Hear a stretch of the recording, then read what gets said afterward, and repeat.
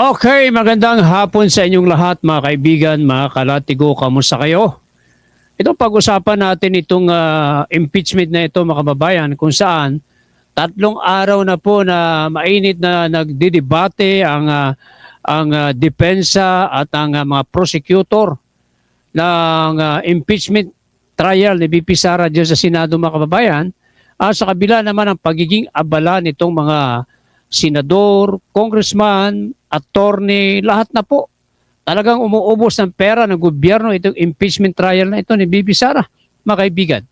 Pero sa kabila naman ang pagiging busy ng ating mga politiko, ay tila naman nagpapabaya naman sa tungkulin ng ilan sa ating mga opisyal ng PNP, mga kababayan. Well, dapat siguro kailangan nating kalampagin itong mga opisyal ng PNP na kanila pa ring tungkulin na magpatupad ng anti-illegal gambling campaign sa kanilang area of responsibility, mga kababayan. Katulad po kasi dyan sa Region 4A, nakatanggap po tayo ng sumbong dito sa ating programang Batigas Files na kung saan talamak ang mga illegal na pasugalan dyan sa Calabarzon area, mga kababayan. Kung kaya't atin itong tinalakay sapagkat alam naman natin, tag-ulan ngayon, mga kababayan. Marami ho sa ating mga kababayan na mahirap din ang buhay. Pero sa kabila ng kahirapan sa buhay, nagbabakasakali ang mga ito na sa pamamagitan ng pagtaya sa sugal, bisyo, sila ay tumama, manalo, subalit wala talagang kapanapanalo ang ating mga kababayan, lalo na yung maginang ng tahanan, mister ng tahanan, at ang mga batang mag-aaral na sa kasalukuyan ay may klase po, mga estudyante, pero may mga minor ni edad na tumataya sa mga sugal na color game, mga kababayan. Meron no kasing mga nirereklamong peryahan na sa loob nito ay may color game, mga kababayan. Kung kaya't atin po itong binigyan daan sa ating programa at ating iparating sa mga provincial director ng Calabarzon PNP, mga kababayan. Halimbawa po dyan, sa lalawigan ng Quezon, mga kababayan. Dyan sa Lucena City, sakop po yan ng Quezon Province, mga kababayan, na kung saan meron dyan na peryahan, na may color game, na may mapasugalan. Dyan sa Lucena City, mga kababayan. Parang casino po yan, mga kababayan. Yan daw po ay pag-aari ni isang alias Baby Tomboy, mga kababayan, no?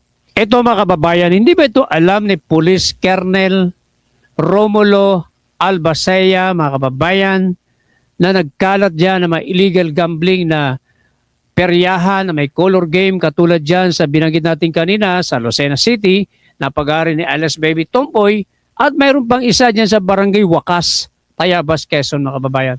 Colonel, kilala po natin ito si Colonel Romulo Albacea. Colonel, sir, bukod dyan sa peryahan na yan, na color game, na mga tumataya yung mga bata, Colonel Albacea, sir, pakiaksyonan niyo po ito. At yan din sa lalawigan ng Quezon, talamak po dyan ang paihi ng diesel at gasolina. Alam naman natin yung Colonel, nagdeklara ang ating Pangulong Bongbong Marcos ng energy crisis dahil nga po sa mahal ng diesel at gasolina. Kahit sabihin mong pansamantalang huminto ang giyera sa gitnang silangan. Pero Colonel Sir, Colonel Albacea, aksyonan mo po yan, ipatigil mo ang pasugalan ni Baby alias Baby Tomboy at sa Lucena City at dyan sa Barangay Wakas, Tayabas, Quezon. Hindi naman mahalaga kung sino mga taong ito, baka naman nagagamit lang kanilang pangalan eh. Pero Colonel, mandato mo po yan sa ilalim ng batas na ang mga pulis ay dapat magpatupad ng peace and order at anti-illegal gambling campaign. Colonel Albacea, sir, bigyan ko kayo ng pagkakataon na inyong ipahuli yan dahil mulit-muli namin kayong kakalampagin dyan. Colonel Romulo Albacea, sir. Dumako naman po tayo sa lalawigan ng Batangas, mga kababayan. Mas malakas po ang illegal gambling sa Batangas, mga kababayan, na kung saan halos lahat ng mga bayan, lungsod sa lalawigan ng Batangas ay nagkalat ang mga illegal gambling, pilferage, at sugal na EC2 at loting, mga kababayan. No? Kaya ano ang ginagawa ni Police Colonel Oliver Ibora? Aba, parang matunog itong pangalang Ebora. Meron nung dati na isumbong sa atin, may isang retired police official na gambling lord dyan sa lalawigan ng Laguna. Kilala kaya ito ni Police Colonel Oliver Ebora, sir. Pero balikan ho natin, ha? Diyan ho sa Batangas City, halos lahat ng mga bayan, lungsod sa Batangas City ay may mga peryahan. Isa na nga dyan si Aling Taysi, alias Aling Taysi, mga kababayan. Halos lahat ng bayan dyan ay mayroong mga peryahan na may color game na front lamang ang peryahan, pero ang nasa loob nito ay puro mga color game, pasugalan, at ang mga tumataya, Colonel, ay pawang mga kabataan. Colonel Oliver Ebora, sir, paki-action na naman. Oh no! Bukod dyan sa nagkalat ng mga peryahan sa buong lalawigan ng Batangas, nagkalat din dyan ang EC2 at Loteng na sumisira. Nagpapabagsak sa kita ng PCSO. Para ito sana ay makatulong ng malaki sa gobyerno, sa mga kababayan nating humihingi ng tulong sa PCSO. Pero ang Loteng at EC2 dyan ay nagkalat sa lalawigan ng Batangas. Colonel Oliver Ebora, sir, pasuyo lang, ipatigil po ninyo yan. Ipahuli ninyo ang mga pasugalan ni Aling Taysi kasi ipinagmamalaki nito mga operator na ito. Hindi sila maglalatag ng mga pasugalan nila kung hindi daw alam na tanggapan ni PD. Ibig sabihin, Colonel, sir, Colonel Oliver Ebora, sir, pinayagan mo raw na maglatag ng mga pasugalan si Aling Taysi sa buong Batangas at pati yung mga paihi ng diesel at gasolina. Nandiyan ang Bantugon na family na operator ng paihi at Bertusio, Colonel Ebora, sir. Aksyonan mo po yan. Muli, sinasabi natin dito, ay binibigyan namin kayo ng pagkakataon na umaksyon kayo dahil mandato po ninyo yan eh. Marami po tayong kaibigang opisyal ng PNP na meron silang accomplishment sa illegal gambling. Gusto namin makita kung may operation kayo na accomplishment sa illegal gambling at atin ditong ilalabas. Pero pag hindi ko kayo umaksyon, pag hindi nyo pinahuli siyang pasugalan ni alias Aling Taysi, abay, kayo'y pasasabi natin incompetent. Colonel Ebora, sir, at Colonel Romulo Albasia ng Quezon PNP. Ha? Napakarami po niyan. Kaya, pakiusap. Colonel, dyan dumako naman tayo sa Laguna. Dyan sa Laguna, dyan sa may barangay Lungos, sa may Kalayaan, ha? At sa barangay, ang may-ari daw nitong peryahan ito, si alias Marie, dyan sa Lungos, Kalayaan, Laguna, at si alias Marvin sa barangay San Roque, Victoria, Laguna. Ha? Yan itong mga taong ito ay mga may pasugalan din ng color game na kung saan ginagamit din ang pangalan nitong Provincial Director ng Laguna PNP na si Police Colonel Sandro Tapalya. Colonel Tapalya, sir, nagkalat daw dyan. Ang Laguna, ha, ayon sa aming survey, number 2 sa pinakamaraming mga illegalista ang Laguna. Nandiyan ang EC2, Loteng, Peryahan, at mga EC2 at Loteng.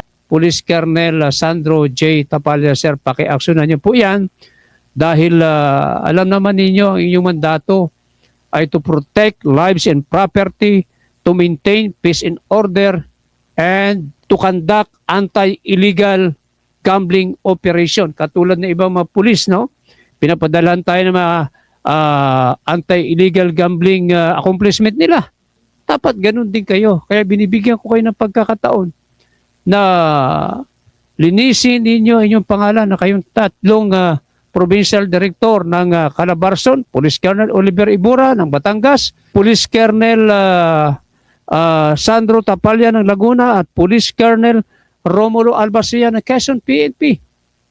Lalo-lalo na, magre-retiro na si PNP Regional Director Police General Hansel Marantan, no, mga kababayan. Hindi tayo nagkakamali, July 10 ay magre-retiro na po si General Hansel Marantan at ni-reject ng Malacanang ang kahilingan ni Secretary John Vic Rimulya na ma-extend ng 1 year si General Hansel Marantan. Alam nyo mga kababayan, tama ang Malacanang, hindi po pwedeng magkaroon ng extension na 1 year si General Hansel Marantan. Unang-una, marami pang mas senior kay General Marantan na kanyang nalagpasan sa promotion. Pangalawa, kapag nagkaroon siya ng extension ng 1 year, maraming masasagasaan na mga pangalawa or second to the highest rank, no? Maraming masasagasaan eh. Madidemoralize ang PNP. Kaya tama po ang Malacanang at si PNP Chief General Jose Melencio Nartatis Jr.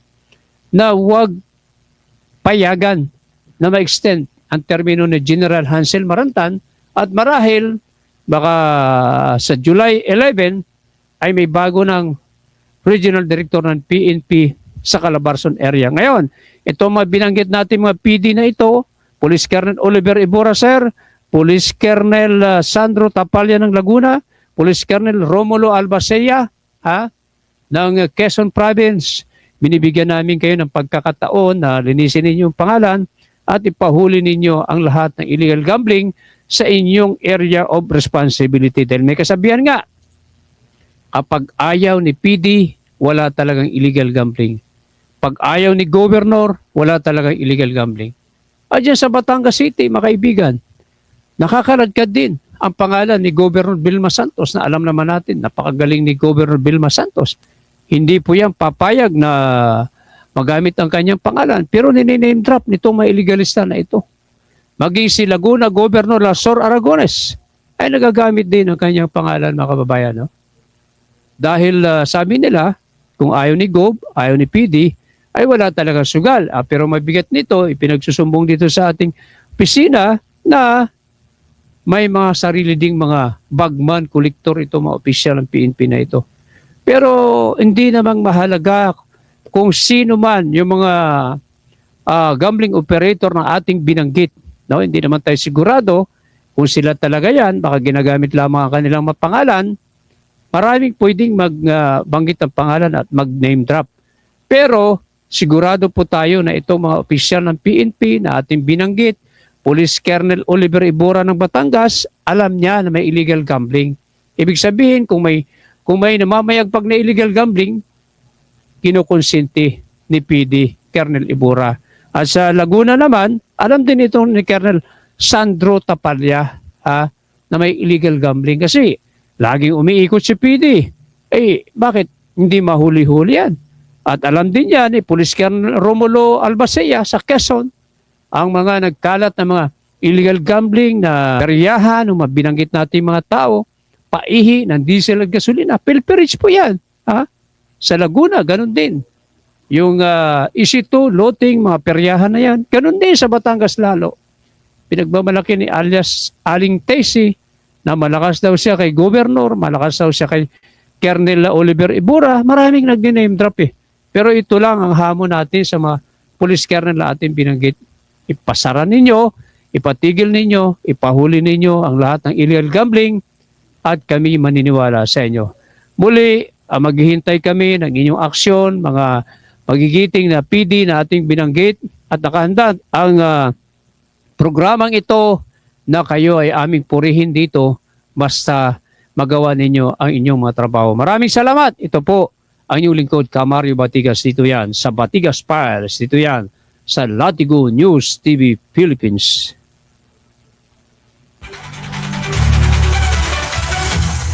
Si Camario Batigas, umahagupit. Batigas Files.